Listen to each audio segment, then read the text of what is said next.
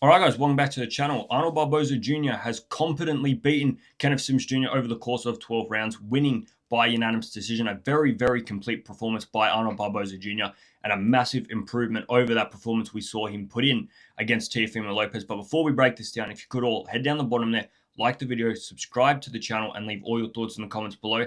Let's get into it. Now, Arnold Barboza Jr.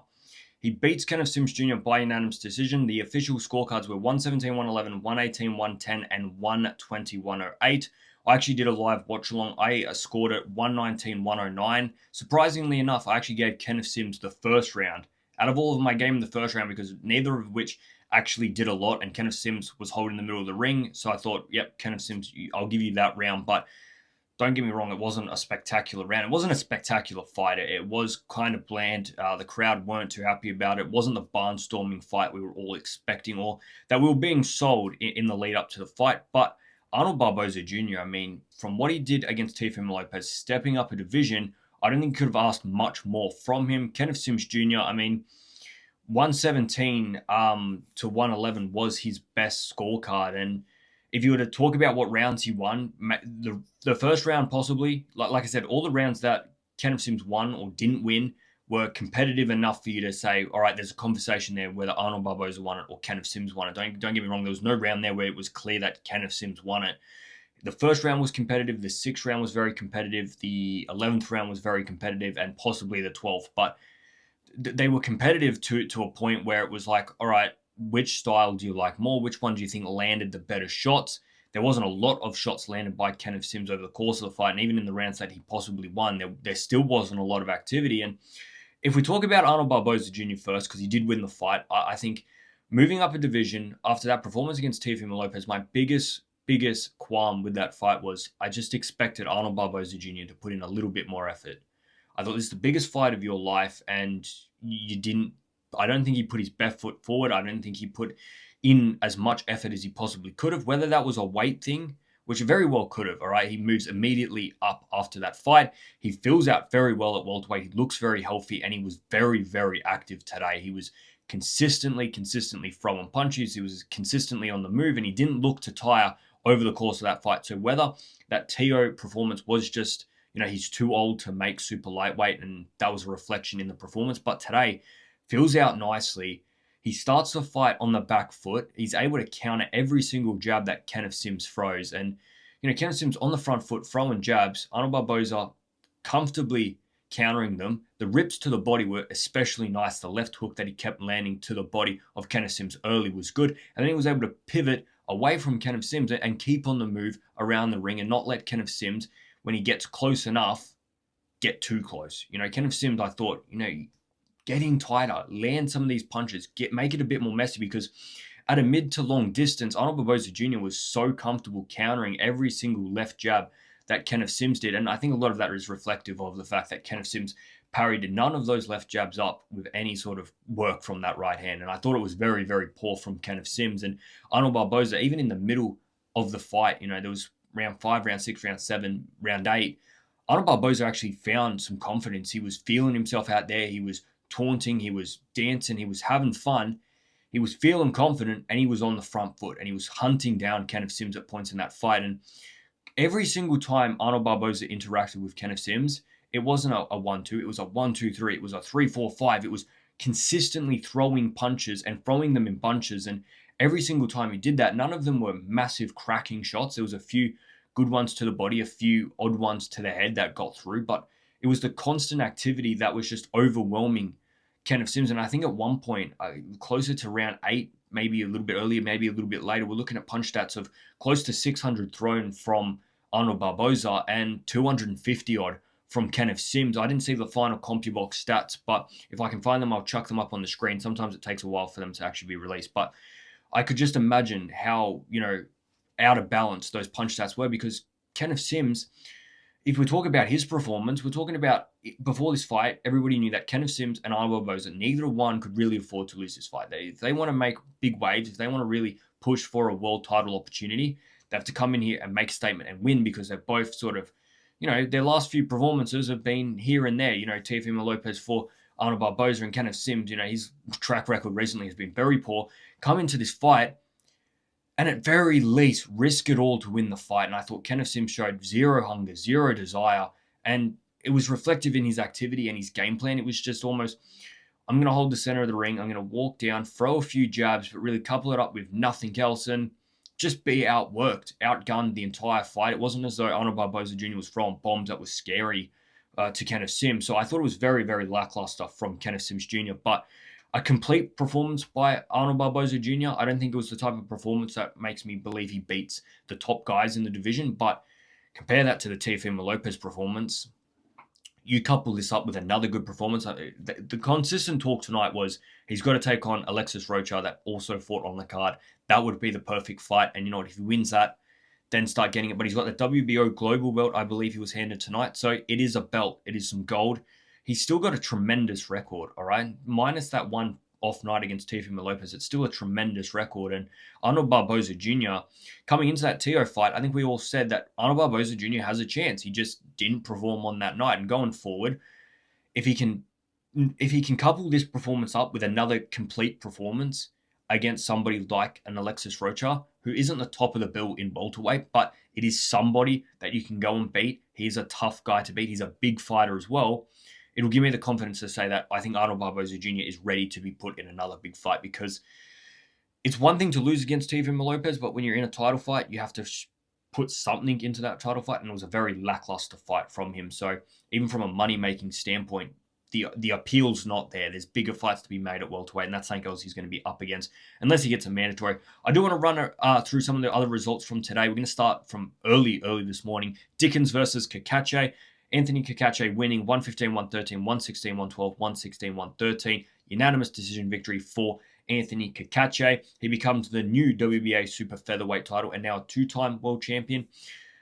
I thought it was a very, very good performance by Anthony Cacace. I think if you take into note, Jazza Dickens came into this fight as the world champion. And if we look at that, no offense to Jazza Dickens, all right? I mean this without being too disrespectful, but it is quite funny to look at that. Jazza Dickens is most likely going to end his career as a former world champion that has never won a world title fight.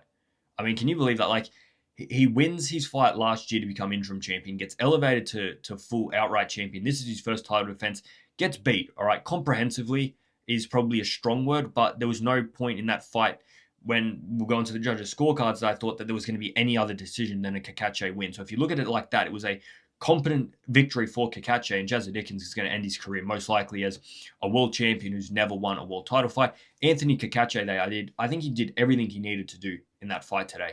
All right. At points, I think he got caught by Jazza Dickens, because Jazza Dickens was able to explode a few times into some good combinations and win some good rounds.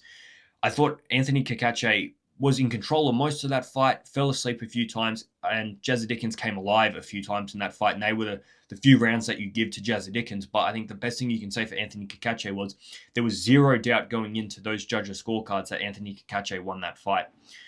All right, we had Joel Iriarte versus Rock Myrtle. Iriarte, round 6 TKO, lands a massive left hook that drops him, then applies the pressure and the ref steps in. Great stoppage by the referee. That fight needed to go on no longer. Iriarte, not the best performance of his career. All right, he did get caught in the round 3 from Myrtle with a good right hand. And, it wasn't the best performance by Iriarte. But the fact is, you get the win today and you look good next time. But in the end, he gets a great round 6 TKO, and that's all that anybody's going to remember from that performance, all right? There were some stumps there that he had to overcome, and he's going to have to work on that in training in preparation for his next fight. But a good overall performance when you take into note that he stops him in the 6th round out of 8. All right, this one here, Gabriela Fundora versus Viviana Ruiz Corridor. Now, coming into this fight, all right, everybody knew who I was backing. I was hoping Viviana Ruiz Corridor could get the win. All right, she's an Australian fighter. I was always backing her. But I was not an idiot to know that this was a massive, massive, massive hurdle that she would have to overcome. And it would be a massive win if she was able to do it. Unable to do it, Fundora drops her in round 4 and then finishes the fight in the 6th round, the referee stepping in. But my biggest problem with this fight is, look, Fundora was, for me, if I was to put a bet on this fight, I was always going to say Fundora is going to win this fight and probably stop Viviana Ruiz Corridor, because, 20 years difference, right? 7 inches in reach difference, 7 inches in height difference, and she's the undisputed champion of the world, all right? The numbers are all there. We all knew how this fight was supposed to go. It was more hopeful that Viviana Ruiz could get a result. But if we look at Fundora as a person in boxing right now, the way I hear people talk about it, I find it ridiculous the way people talk about her, saying that she should be a pound for pounder and that she is one of the best women in boxing right now, all right? I think she has every capability to become all those things, but she hasn't done any of those things. And what I mean by that is, when you look at great fighters, you look at that fight against Canelo and Crawford, or you look at that fight with Teofimo Lopez and Shakur Stevenson. What made that win so good for Crawford? What made that win so good for Shakur Stevenson was those fights were 50-50 fights. Nobody knew going into that fight for certain who was going to win it. Everybody knew today, right?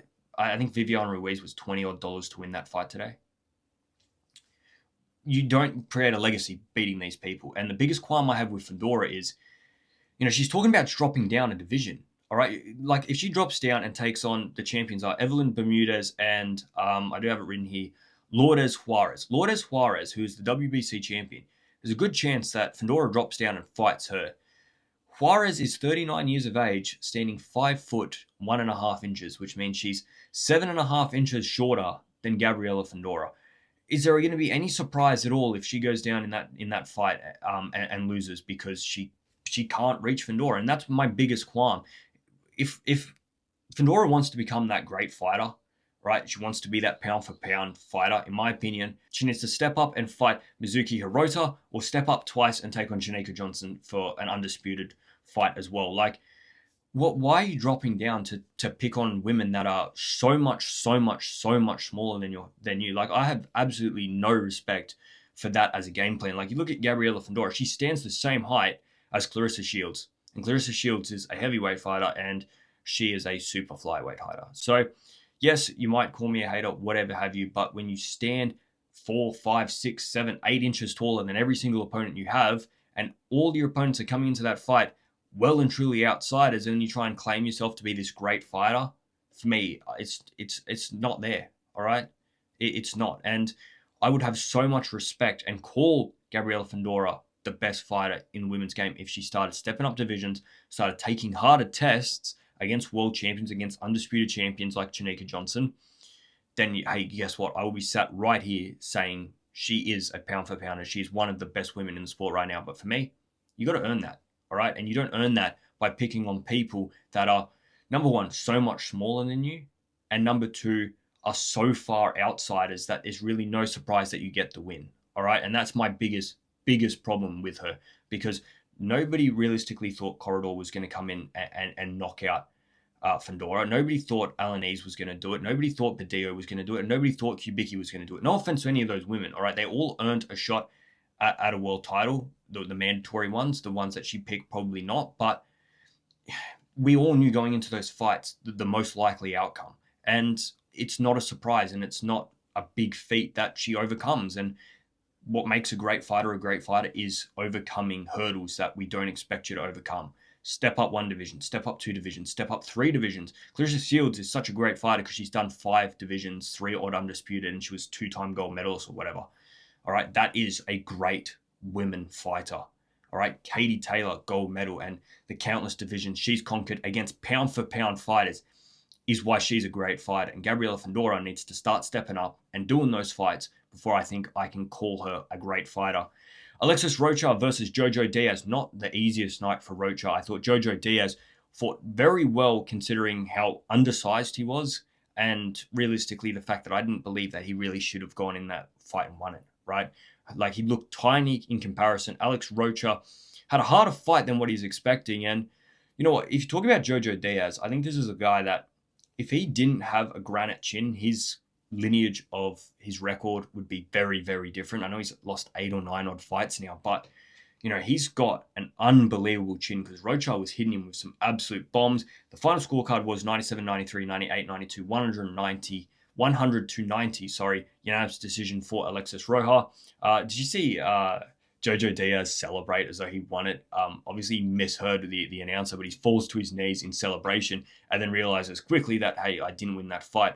I was about to lose it if they gave 190 victory to Diaz. It was clearly Alexis Rojas' victory. He's had a long layoff. You give him that excuse, but I think next fight, you got to improve, man. And like I said, I think it should be Arnold Barboza Jr.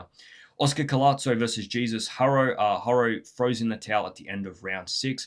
I thought it was premature. I thought that Oscar Collazo was clearly won every single round, and he was closing the distance and he was landing better shots. But it's the biggest fight of your career for Haro, and you've already had 3 defeats. This is now 4. You're probably not going to get this opportunity again. And I didn't think Haro was hurt enough or in that much strife to really call it a day. He was getting rips to the body, and that was doing the most damage. But to call it a day that early, I thought was rough on the fighter. I'd like to know whose decision it was. If it was the fighter that called it, fair enough. If it was the team that says you've had enough, I think it was early. All right, I think you've got to let your fighter go out there.